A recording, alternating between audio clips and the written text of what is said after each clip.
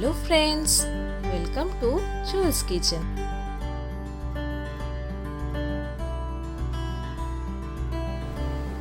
আজকে আমি তোমাদের সঙ্গে শেয়ার করছি দই, ময়দা আর সামান্য কিছু ভেজিটেবল দিয়ে বানানো দুর্দান্ত একটা স্ন্যাক্স বা ব্রেকফাস্টের রেসিপি, যেটা একদম লেস অয়েলে তৈরি হবে।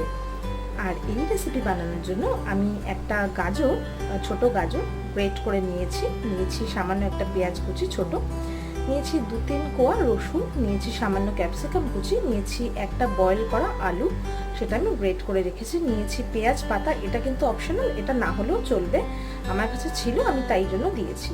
নিয়েছি সামান্য ধনেপাতা কুচি, নিয়েছি 1 বাটি দুধ, নিয়েছি এক বাটি থেকে একটু কম দই, নিয়েছি 1 বাটি ফুল অফ ময়দা, নিয়েছি নুন চিনি, নিয়েছি সাদা তেল, দেখতেই পাচ্ছ আমি 2 চামচ তেল নিয়েছি।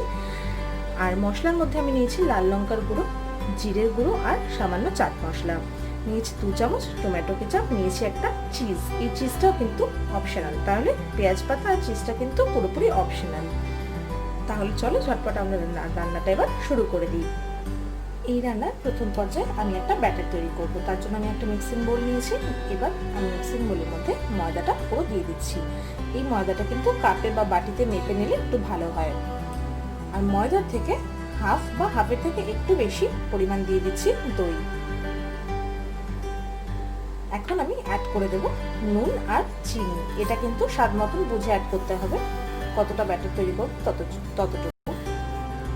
এখন এটার মধ্যে আমি দুধ নেব, দুধটা আমি মেশাবো, দুধটা কিন্তু আমি অল্প অল্প করে মেশাবো। একবারে কিন্তু দুধটা মেশালে তাতে কিন্তু ময়দার সঙ্গে একটা লাম্প মতন তৈরি হয়ে যাবে, সেজন্য অল্প অল্প করে দুধটা মেশাবো।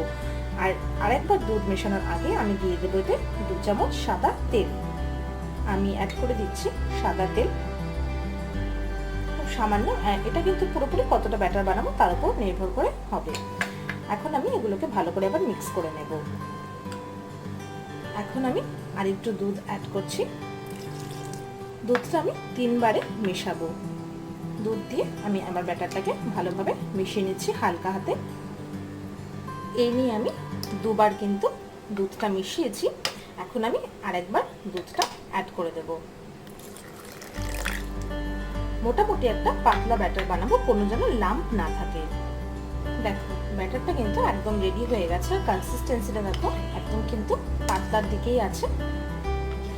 আমি 1 বাটি ময়দা নিয়েছিলাম, ওই 1 বাটি কিন্তু আমি দুধ দিয়ে পুরো ব্যাটারটা গুলেছি, আর দইটা আমি হাফ বাটির একটু বেশি নিয়েছি। তোমরা যেরকম পরিমাণে বানাবে সেরকম অনুযায়ী নিজেরা একটু অ্যাডজাস্ট করে নিও। আর এর মধ্যে আমি অ্যাড করেছি 2 চামচ সাদা তেল, নুন চিনি আর দুধ আর দই। আমার ব্যাটারটা একদম রেডি হয়ে গেছে। এখন আমি একটা ফ্রাইং প্যান বসিয়েছি আর তাতে একটু সাদা তেল ব্রাশ করে দিচ্ছি। এটা কিন্তু 2 চামচ যে আমি তেল নিয়েছিলাম তার মধ্যে থেকে কিছুটা অবশিষ্ট আছে, সেটুকুই আমি ব্রাশ করে নিচ্ছি কড়াইয়ের গায়ে বা ফ্রাইং প্যান, তোমরা যাতেই করো, ফ্রাইং প্যানে করলে একটু ভালো হবে শেপটা।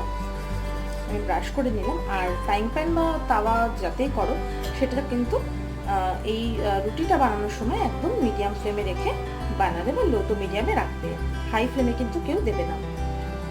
এখন আমি এই ব্যাটার থেকে ঠিক 1 হাতা পরিমাণ, এই যে গোলাটা রেখেছি এখান থেকে 1 হাতা পরিমাণ নিয়ে আমি তাওয়াতে দিয়ে দেব। ঠিক 1 হাতা আমি নিয়ে এই তাওয়ার মাঝখানে দিয়ে দিচ্ছি, দিয়ে আমি এটাকে একটু ভালো করে ছড়িয়ে দেব।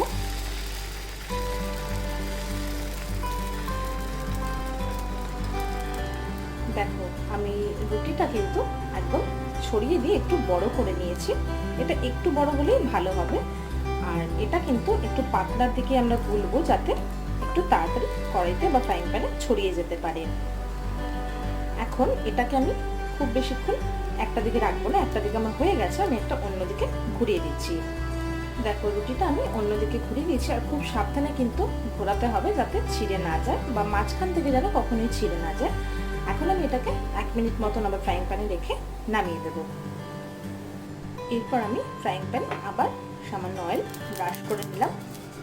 এটা কিন্তু খুব হেলদি একটা খাওয়ার, কারণ এতে কিন্তু লেস অয়েল থাকে, দেখতেই পাচ্ছ অয়েল কিন্তু একদমই নেই। 2 চামচ অয়েল তো আমাদের কোনো রান্না করতেই লাগে। আর এক হাতা ব্যাটার আমি অলরেডি আবার ফ্রাইং প্যানে দিয়ে দিয়েছি। এখন আমি এটাকেও 2 মিনিট মতন রাখবো এদিক ওদিক করে, তারপর এটাকে নামিয়ে দেবো।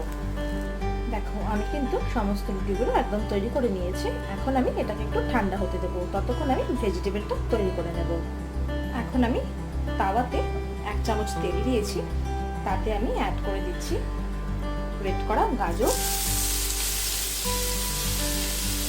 স্প্রিং অনিয়ন বা পেঁয়াজ পাতা, আর দিয়ে দিচ্ছি ক্যাপসিকাম কুচি।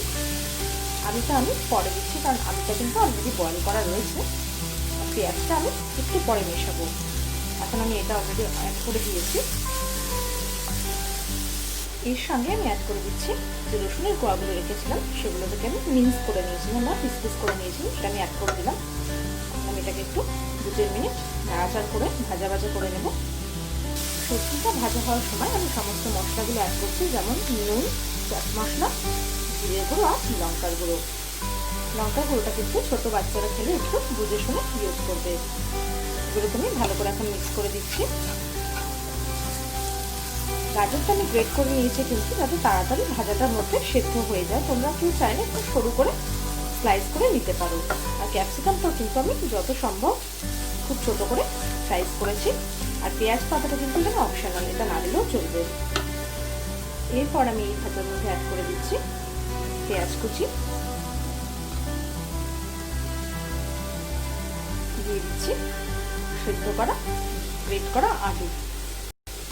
আলুটা কিন্তু সেদ্ধ করে অবশ্যই নেবে, তাহলে কিন্তু খুব ভালো হবে, তাড়াতাড়ি হয়ে যাবে। আমি এখানে একটা আলু ইউজ করেছি। এখন আমি এগুলোকে ভালো করে মিক্স করে দেব। এখন আমি এই ভেজিটেবলের মধ্যে অ্যাড করে দিচ্ছি টমেটো কেচাপ। আমি 2 চামচ রেখেছিলাম, 2 চামচ আমি টমেটো কেচাপ দিয়ে দিলাম। এতে কিন্তু টেস্টটা খুব ভালো হবে আর খেতেও খুবই ভালো লাগবে। দেখো আমার কিন্তু এখন সবজিটা পুরো রেডি। এটা কিন্তু কড়াইয়ের গায়ে আর আটকাচ্ছে না বা ফ্রাইং প্যানের গায়ে আটকাচ্ছে না, বুঝতে হবে আমাদের এখন ভাজাটা রেডি। এখন আমি এটাকে নামিয়ে একটা প্লেটে 2 মিনিট ঠান্ডা হতে দেবো। এখন আমি এই একটা বাটির মধ্যে 1 চামচ ময়দা নিয়েছি, তাতে আমি 1 স্পুন মতন জল দিয়েছি। এখন আমি জলটা দিয়ে একটা আঠালো মিক্সচার মতন বানাবো। এখন আমি একটা চপিং বোর্ডের উপর একটা রুটি রেখেছি আর সবজিটা মোটামুটি ঠান্ডা হয়ে এসেছে। এখন আমি এক এক করে ক্রেপসগুলো বানাবো। আমি প্রথমে এতে মাঝখানে কিছুটা সবজি নিয়ে দিয়ে দিয়েছি। এখন আমি যে চিজটা রেখেছিলাম এই চিজটাকে একটা হ্যান্ড গ্রেটারের সাহায্যে একটু গ্রেট করে ওপরে দিয়ে দেবো। দেখো ঠিক এইভাবে দিয়ে দিয়েছি, অল্প একটুই দিয়েছি। আর চিজটা কিন্তু এখানে অপশনাল, চিজটা যার কাছে না থাকবে তার কিন্তু দেওয়ার দরকার নেই। এতে টেস্টের কিছু হেরফের হবে না, একটু ভালো লাগবে। এই যা আমার কাছে ছিল আমি তাই দিয়েছি। এখন আমি এই সাইডগুলোকে আস্তে করে ফোল্ড করব, দুপাশ থেকে আমি ফোল্ড করব।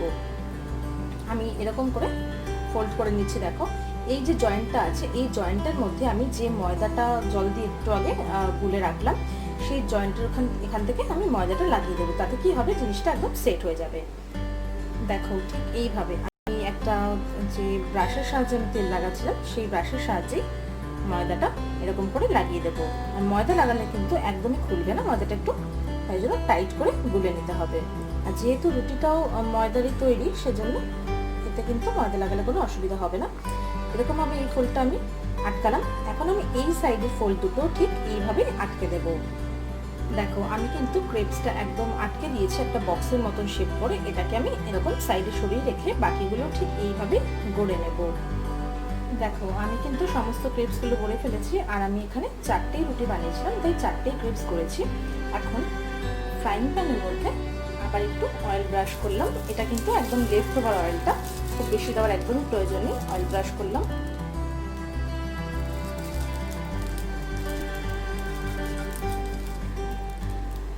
একে একে আমি সমস্ত ক্রিপসগুলো এর মধ্যে দিয়ে দেবো, কিন্তু যে দিকটা আমি ময়দা লাগিয়েছি সেই দিকটা কিন্তু নিচের দিকে করে দেবো। তাতে কি হবে, ময়দাটা একটু ফ্রাই হয়ে ঠিক হয়ে যাবে। আমি সমস্ত কাটা ক্রিপস কিন্তু একদম তেলের মধ্যে দিয়ে দিয়েছি। এখন যে অয়েলটা আমি ব্রাশ করে রেখেছিলাম, এতে কি হবে, নিচের দিকে ময়দা যে অংশটা আমি লাগিয়েছিলাম সেটা কিন্তু একদম ফ্রাই হয়ে যাবে। আর ক্রিপসগুলো একটু বাইরে থেকে ফ্রাই হয়ে যাবে। আবার বন্ধুরা আমি কিন্তু একদম ভেজ চিজ ক্রেপটা একদম সার্ভ করে দিয়েছি।